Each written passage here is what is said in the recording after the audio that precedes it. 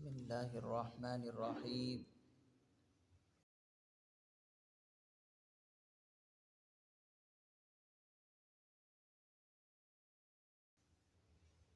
فإن خير الحديث كتاب الله وخير الهدي هدي محمد صلى الله عليه وسلم وشر الأمور محدثاتها وكل محدثة بدعة وكل بدعة ضلالة وكل ضلالة في النار. وقد قال الله تبارك وتعالى في القرآن المجيد والفرقان الحميد: أعوذ بالله من الشيطان الرجيم،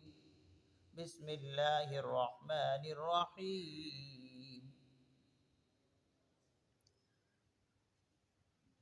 الصابرين والصادقين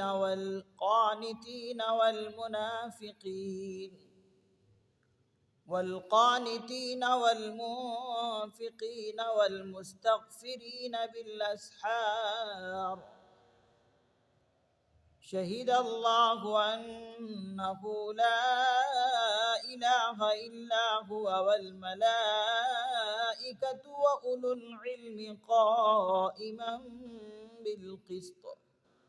لا إله إلا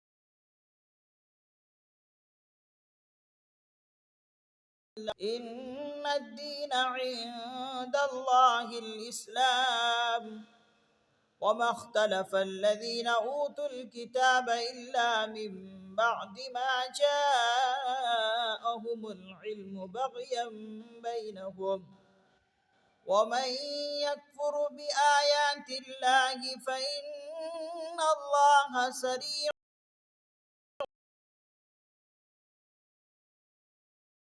الحساب. فقل أسلمت وجهي لله ومن اتبعني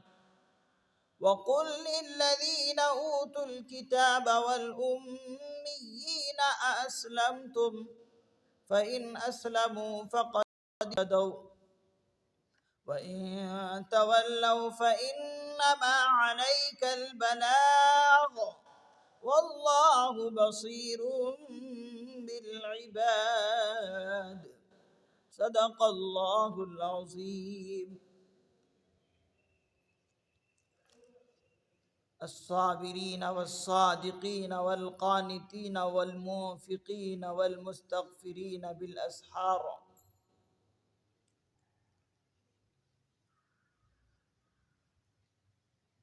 یہ لوگ صبر کرنے والے ہیں، والصادقین اور راست باز ہیں، یعنی سچائی کے خوگر ہیں، والقانتین اور عبادت گزار ہیں، والمنفقین اور اللہ کی خوشنودی حاصل کرنے کے لیے اللہ کے راستے میں خرچ کرنے والے ہیں، والمستغفرین بالاسحار اور سحری کے اوقات میں اٹھ اٹھ کر استغفار کرنے والے ہیں۔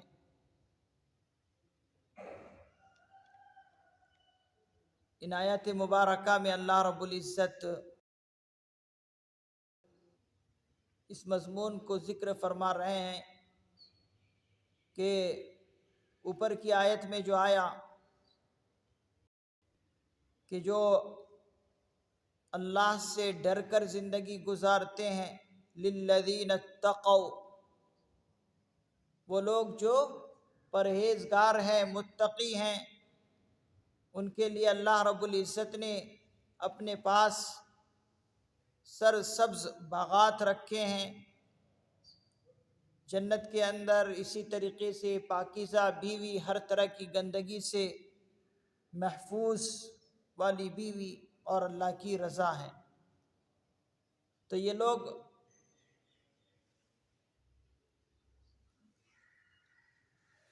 کون ہیں کہ جن کو اللہ رب العزت نے یہ مقام عطا کیا اور یہ چیز عطا کریں گے؟ تو یہ وہ لوگ ہیں کہ جو دنیا میں رہ کر صبر کیے ہیں، الصابرین۔ مصیبت پر صبر، اسی طریقے سے دین پر ثابت قدم، اور اسی طریقے سے راست باز ہیں، یعنی سچائی کے خوگر ہیں، ہر موقع پر یہ لوگ سچ بولنے والے ہیں، ہمیشہ سچ بولتے ہیں، جھوٹ جیسی بری لعنت سے یہ لوگ اپنے آپ کو محفوظ رکھتے ہیں۔ اور اسی طریقے سے والقانتین، عبادت کے خوگر ہیں، عبادت گزار ہیں، ہر وقت اللہ کو یاد میں لگے رہتے ہیں، چاہے سفر ہو، چاہے حضر ہو، چاہے دکان ہو، چاہے گھر ہو، ہر وقت ان کے دل و دماغ میں اللہ رب العزت راسخ ہیں، اللہ رب العزت کو یاد کرنے والے لوگ ہیں۔ والمنفقین، اور جیسے ہی موقع کہیں ملتا ہے تو اللہ کی خوشنودی حاصل کرنے کے لیے اللہ کے راستے میں مال کو لٹاتے ہیں، مال خرچ کرتے ہیں۔ ایسے مواقع ڈھونڈتے ہیں یہ لوگ کہ کسی طرح ہم جو ہے اپنے مالوں کے ذریعے سے کسی کو فائدہ پہنچا دیں اور اللہ کی رضا مل جائے۔ والمستغفرین بالاسحار، بتایا کہ یہ لوگ ایسے بھی ہیں کہ اخیر شب میں اٹھ کر اللہ کے لیے فروتنی کرنے والے لوگ، اللہ کے سامنے گناہوں پر نادم اور شرمندہ رہتے ہیں، ہمیشہ استغفار کرتے رہتے ہیں،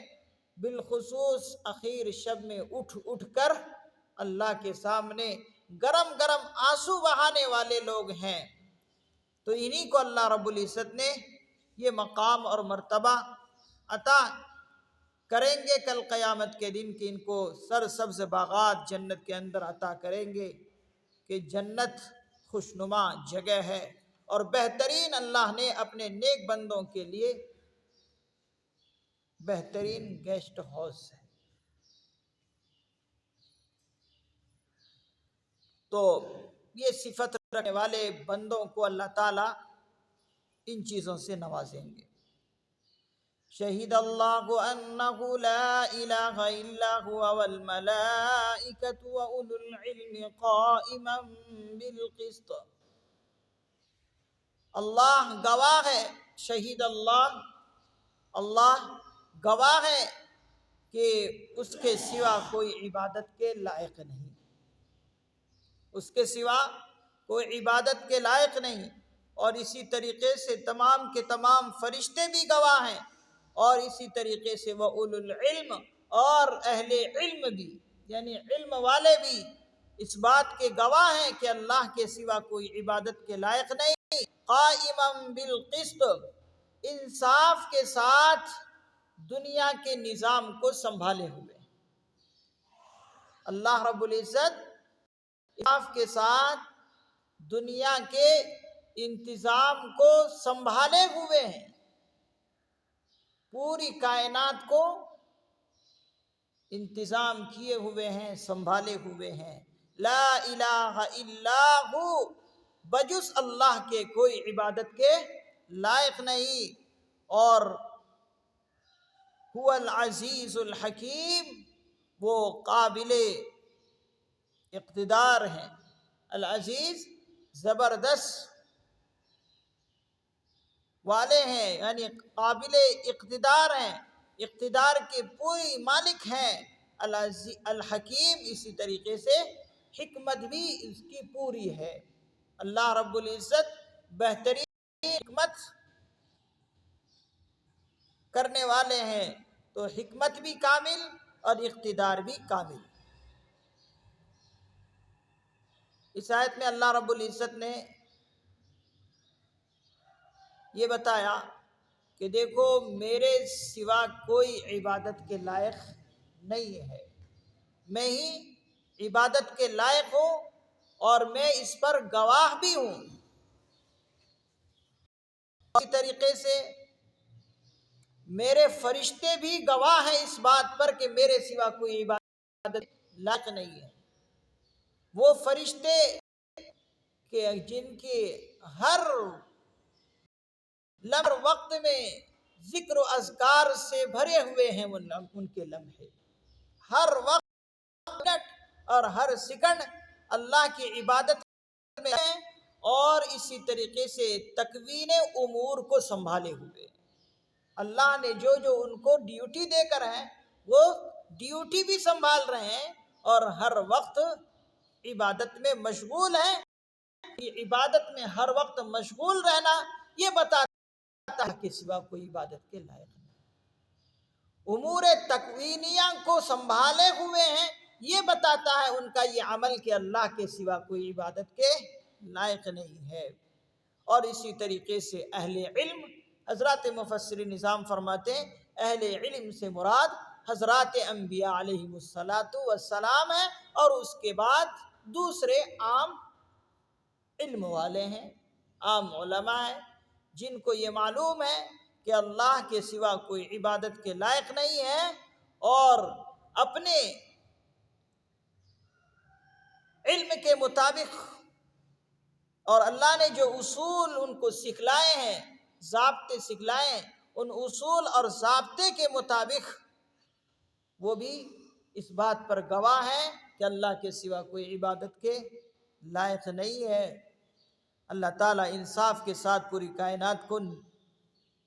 اس کے نظام کو سنبھالے ہوئے ہیں، اور یہ اللہ ہی کو زیبا بھی ہے کہ پوری کائنات کو وہی سنبھالے، اور اسی کے اندر قدرت بھی ہے۔ کسی اور کو یہ قدرت حاصل نہیں ہے اللہ کے سوا۔ کیوں؟ اس لیے کہ اللہ رب العزت قابل اقتدار ہے، اقتدار کے سنبھالنے کے قابل ہیں۔ اللہ ہی کو یہ چیز زیب دیتی ہے، اور اس لیے کہ اللہ رب العزت بڑے حکیم بھی ہے۔ ہر حکم میں اللہ کی کوئی نہ کوئی حکمت ہوتی ہے۔ حضرات مفسر نظام فرماتے ہیں کہ ایک موقع پر یہود کے بڑے دو عالم آئے، یہود کے بڑے دو عالم ملک شام سے حضور کی خدمت میں آئے، اور آ کر انہوں نے حضور صلی اللہ علیہ وسلم سے یہ دریافت کیا، اور جب وہ مدینہ پہنچے، ملک شام سے سفر کرتے ہوئے یہود کے بڑے دو عالم مدینہ پہنچے، تو مدینہ پہنچتے ہی ان دونوں کو خیال ہوا کہ یہ جو سرزمین ہے مدینے کی، یہ سرزمین ایسی ہے کہ اس سرزمین کے بارے میں ہم نے اپنی کتابوں کے اندر پیشین گوئیاں پڑھی کہ یہ زمین مدینے کی بہت اہمیت کی حامل یہ زمین ہے، اور جب ہم نے یہاں دیکھا، ہم یہاں پہنچے، تو ہمیں یوں ہی محسوس ہوا کے اندر تورات میں جو پڑھے تھے ہم، وہی چیزیں ہم یہاں پر محسوس کر رہے ہیں۔ پھر اس کے بعد ان کو معلوم ہوا کہ اس سرزمین پر ایک بڑے نبی بھی ہیں، تو وہ حضور کی خدمت میں آئے اور آ کر عرض کرنے لگے۔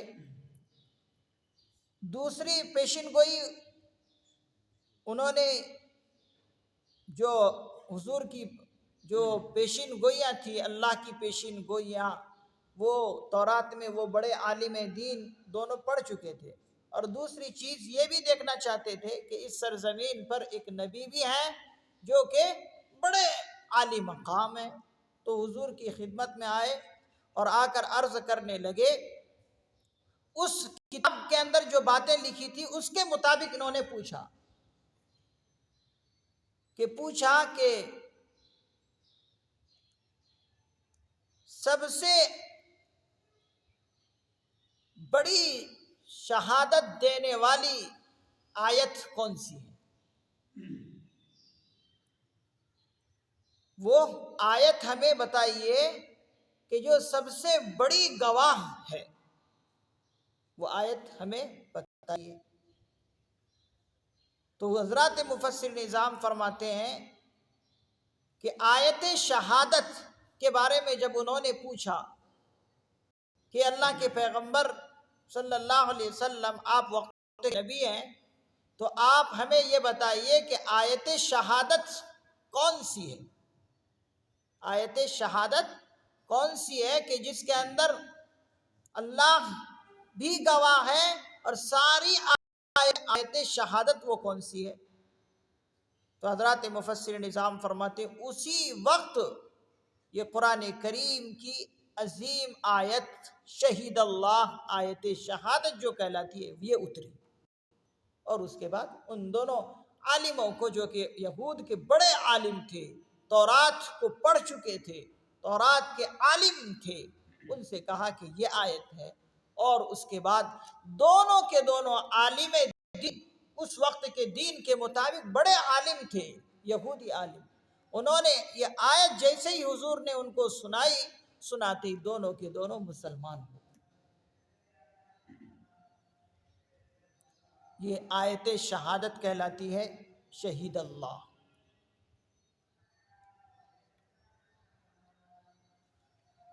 تو اس کی یہ آیتیں اس موقع پر نازل ہوئی ہے، اور فضیلت بھی اس آیت مبارکہ کی بہت زیادہ ہے، فضیلت بھی بہت زیادہ ہے اس آیت مبارکہ کی، جس سے آیت شہادت کہتے ہیں۔ حضرات مفسر نظام نے فرمایا کہ جو شخص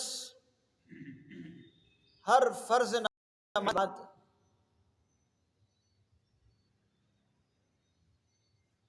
آیت الکرسی کی تلاوت کرے، اور اسی طریقے سے جب بھی موقع آئے اس آیت کی تلاوت کرے، شہید اللہ انہ لا الہ الا ہو، آیت الکرسی جو شخص ہر فرض نماز پڑھے، اور اسی طریقے سے جو شخص یہ آیت جب بھی پڑھے، اور اس کے ساتھ وہ یہ کہے وَأَنَا عَلَىٰ ذَلِكَ مِنَ الشَّاهِدِينَ، وَأَنَا عَلَىٰ ذَلِكَ مِنَ الشَّاهِدِينَ، اس آیت کی تلاوت کرنے کے بعد یہ ٹکڑا جو بھی کوئی پڑھے، وَأَنَا عَلَىٰ ذَلِكَ مِنَ الشَّاهِدِينَ، حضرات مفسر نظام فرماتے ہیں کہ اس شخص کو اللہ رب العزت جنت نصیب کریں گے، اس کو اللہ رب العزت جنت عطا فرمائیں گے۔ تو اس آیت مبارکہ کے بعد یہ ٹکڑا وَأَنَا عَلَىٰ ذَلِكَ مِنَ الشَّاهِدِينَ جو بھی پڑھے گا، اللہ تعالیٰ اس کو جنت نصیب کریں گے۔ تو اس آیت مبارکہ کی تلاوت کے بعد یہ ٹکڑا پڑھنے پر یہ فضیلت حاصل ہے جو میں نے ابھی بتایا۔ اور بھی بہت فضیلت ہے جو کہ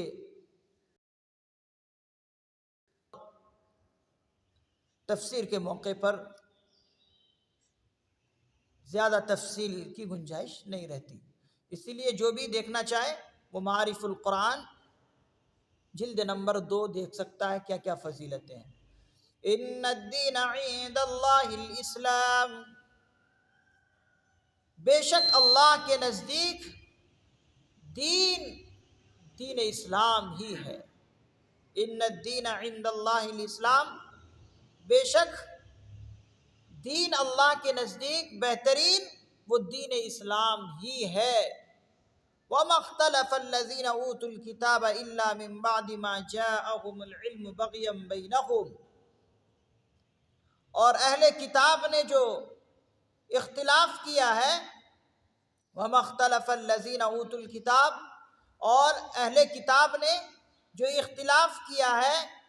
اور اختلاف کر کے انہوں نے الگ راستہ جو اپنا لیا ہے، الا من بعد ما جاءہم العلم وما اختلف الذین اوتوا الکتاب، اور جو اہل کتاب ہیں انہوں نے جو اختلاف اسلام سے کیا ہے اور اختلاف کر کے الگ راستہ جو اپنایا ہے، وہ لا علمی کی وجہ سے نہیں بلکہ علم کے پہنچنے کے باوجود انہوں نے الگ راستہ اختیار کیا، اور ساتھ ہی ساتھ کیوں کیا؟ بغیم بینہم، ضدی کی وجہ سے انہوں نے الگ راستہ اسلام سے اختیار کیا۔ وَمَن يَكْفُرُ بِآيَاتِ اللَّهِ، اور جو شخص اللہ کی آیتوں کا انکار کرتا ہے، وَمَن يَكْفُرُ بِآيَاتِ اللَّهِ، اور جو شخص اللہ تعالیٰ کی آیتوں کا انکار کرتا ہے یا احکامات کا انکار کرتا ہے، فَإِنَّ اللَّهَ سَرِيعُ الْحِسَابِ، بے شک اللہ رب العزت بہت جلد حساب لینے والے ہیں، بہت جلد حساب لینے والے ہیں۔ اس آیت مبارکہ میں اللہ رب العزت نے یہ مضمون بیان فرمایا کہ دیکھو، اللہ کے نزدیک سب سے زیادہ محبوب ترین اگر کوئی مذہب ہے اور مقبول اللہ کی نگاہ میں ہے تو وہ دین اسلام ہی ہے۔ میرے نزدیک اگر کوئی دین اور کوئی مذہب قابل قبول ہے تو وہ مذہب اسلام ہے۔ مذہب اسلام کے علاوہ کوئی بھی مذہب میرے نزدیک قابل قبول نہیں ہے۔ یہ کون فرما رہے ہیں؟ اللہ رب العزت۔ تو یہاں سے معلوم ہوا کہ مذہب اسلام ہی حق ہے۔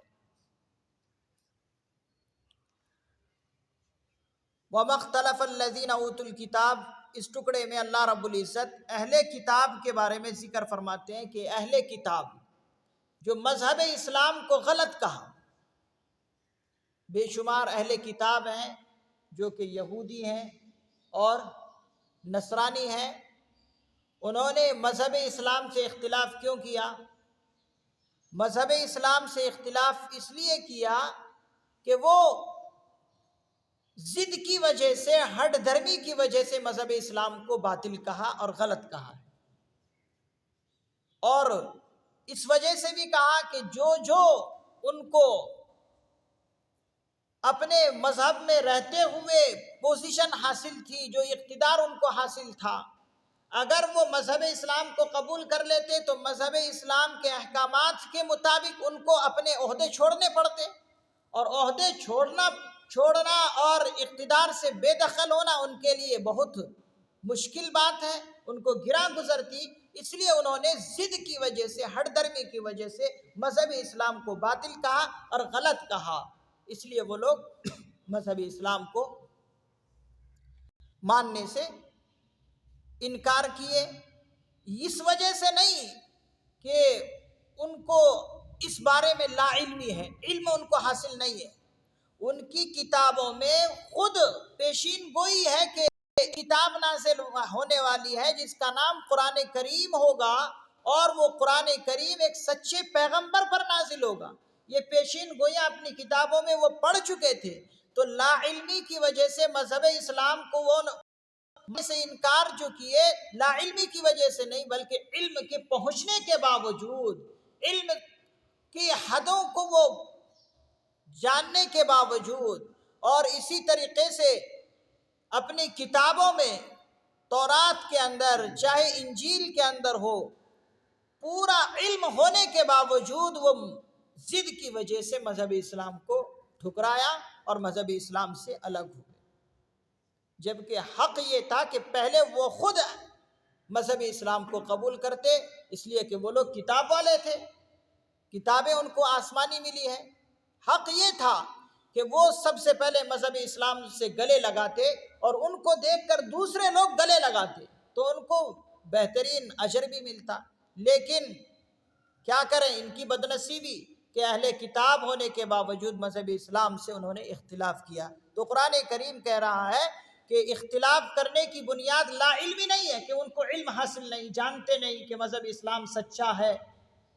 جانتے ہیں، جاننے کے باوجود ضد کی وجہ سے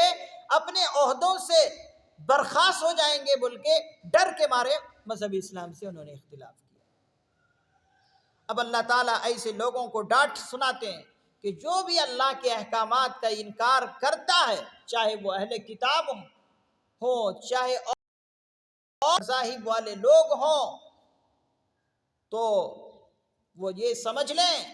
کہ اللہ تعالیٰ بہت جلد حساب ایسے لوگوں کا لیں گے۔ اللہ تعالیٰ حساب لینے میں بھی آج اگر ان کو چھوٹ ہے تو یہ اللہ کی طرف سے سمجھنا چاہیے کہ اللہ نے ان کی رسی کو ڈھیل دے رکھی ہے، اور وہ بھی آزمائش کے لیے ان کو چھوڑے ہوئے ہیں، نہیں تو بہت جلد حساب اللہ تعالیٰ لینے والے ہیں۔ اور ایک موقع آئے گا، اللہ تعالیٰ وہ موقع لائیں گے تو اس وقت پھر بہت جلد ان لوگوں کا حساب لے کر ان کو اپنے صحیح ٹھکانے پہنچانے والے کا کیا ہے؟ جہنم۔ ایسے لوگوں کے لیے جہنم تیار کر کے۔ فَإِنْ حَاجُّوكَ فَقُلْ أَسْلَمْتُ وَجْهِيَ لِلَّهِ وَمَنِ اتَّبَعَنِ۔ اب یہاں پر اللہ رب العزت اپنے پیغمبر سے فرماتے ہیں، اور پیغمبر کے ذریعے سے ساری کی ساری امت مسلمہ کو اللہ تعالیٰ یہ پیغام دیتے ہیں، فَإِنْ حَاجُّوكَ، بس اگر وہ آپ سے یہ علم حاصل ہونے کے باوجود بھی، ان کو معلوم ہونے کے باوجود بھی کہ مذہب اسلام سچ ہے، اگر یہ سب معلوم ہونے کے باوجود بھی وہ آپ سے جھگڑے، آپ سے تنازع کرے، جھگڑے لڑیں، تو آپ کہیے پیغمبر، فقل، آپ کہیے، اسلمت وجہی للہ، میں نے اپنا چہرہ، اپنا رخ اللہ کی طرف کر لیا، مجھے تم سے جھگڑنا نہیں ہے، نہ تمہیں چاہیے کہ میرے سے جھگڑو، تمہارا واسطہ جن کے ساتھ ہے تم اپنا کام کرو، میرا واسطہ اللہ سے ہے، میں نے اپنا چہرہ، اپنا رخ اللہ کی طرف کر لیا ہے، ہر چیز کے لیے میں اللہ ہی طرف رجوع کرتا ہوں، تو اگر تم